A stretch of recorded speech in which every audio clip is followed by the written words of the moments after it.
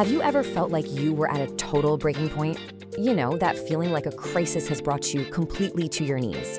Well, today, we're diving into the incredible journey of Steve Tsakiris and exploring how his moments of absolute breakdown actually paved the way for a massive breakthrough. So this is the question that Steve puts right at the center of his story. And it's a big one, right? It's not just about kind of wanting to change.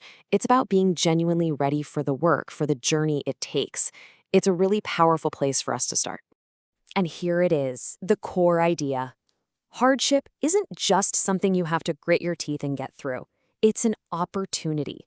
It's a catalyst. With the right tools, the very moments that feel like they're breaking us can actually be the ones that remake us, stronger than we ever were before. So to really understand the breakthrough, we have to start with the breakdown. You see, Steve's journey didn't begin from some mountaintop of enlightenment. Nope. It began with some very real, very human struggles that just kept piling up over time. He talks about how, as a young boy, he had this deep, intuitive sense of connection. Just standing under the stars, he felt like he was a part of something absolutely vast and whole. You know that feeling.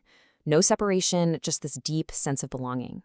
It's something many of us might remember from our own childhoods.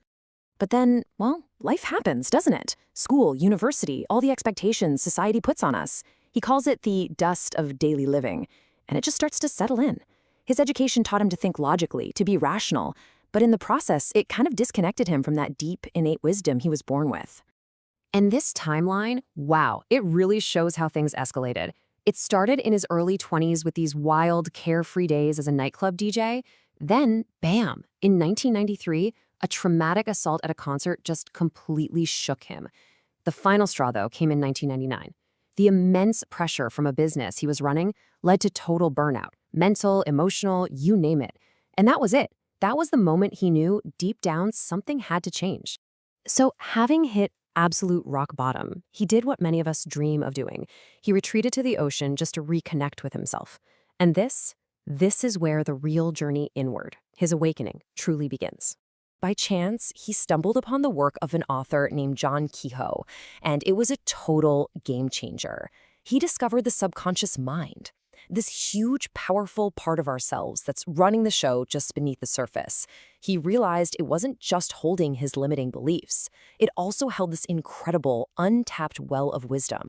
This was a massive light bulb moment. He realized that thoughts aren't just these passive little things that float through our heads. No. They are real, creative forces. Think about it. Our schools are great at teaching us what to think. They fill our heads with facts and figures. But how often do they teach us how to think? How to actually manage our own minds? And in this really beautiful, full circle moment, years later, the student actually became a peer, even teaching right alongside John Kehoe. That experience lit a fire in him. He knew his mission was to become a bridge for other people, to help them reconnect with their deeper selves, just like he did. Okay, so his journey of discovery didn't stop with the mind. A whole new revelation was about to click into place, one that would connect his scientific, logical brain with his artistic soul. He was moving from the purely mental to something you can actually feel. He came across this ancient Vedic concept, Nada Brahma, which basically means the world is sound. And what's so cool is that he realized modern physics says the exact same thing. Everything in the universe, from the stars in the sky to the cells in your body, is in a constant state of vibration. And really, what is a vibration, if not a sound, even if we can't hear it? This insight led him straight to sound therapy. So this is a practice that uses things like Tibetan singing bowls, gongs, even the human voice, to create frequencies that literally resonate with our bodies. The whole goal is to use these vibrations to release blockages, both physical and emotional, and bring us back to a natural state of harmony. And the benefits are pretty profound. We're talking about inducing deep states of relaxation, releasing all that stored up stress and emotional tension, and clearing out energetic imbalances.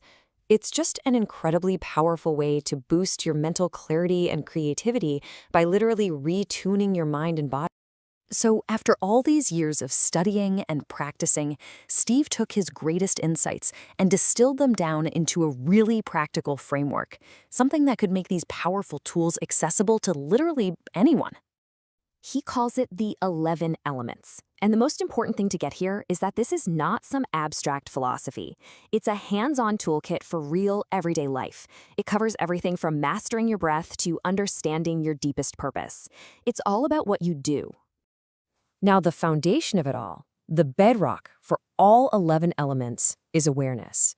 It's that simple but profound act of just being present.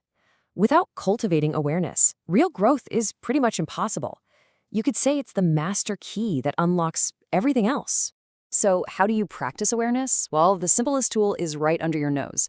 I love this metaphor he uses. Your breath is your personal, portable, and totally free Wi-Fi connection to the cosmos. It instantly connects you right back to the present moment, anytime, anywhere. No, really, just for a second. Think about it. When was the last time you just paused and felt the sensation of air coming into your body and then leaving your body? That simple act right there is an incredibly powerful practice all by itself. Drawing from the wisdom of Zen master Thich Nhat Hanh, the framework also expands our idea of what a diet is. I mean, edible food, that's the obvious one. But what about sense impressions? That's the news feed you scroll, the conversations you listen to, the shows you watch. It's all programming you. Then there's volition, your motivation. Are you feeding a desire for growth or desire for distraction? And finally, consciousness, the thoughts you let live in your head. Are they nourishing or are they toxic? It just goes to show, every single moment, you're choosing what to feed yourself. Okay, let's get to the final and maybe the most important piece of this whole puzzle. All these amazing insights and tools, they're basically meaningless without one crucial element. This quote says it all, doesn't it? Knowledge is just potential power. Real wisdom, real transformation, it only comes from application. It comes from what you consistently do, day in and day out. Look, having a practice doesn't mean life suddenly stops being challenging. Crises will still pop up. The difference is your practice becomes your sanctuary. It's that place of stillness you can always come back to.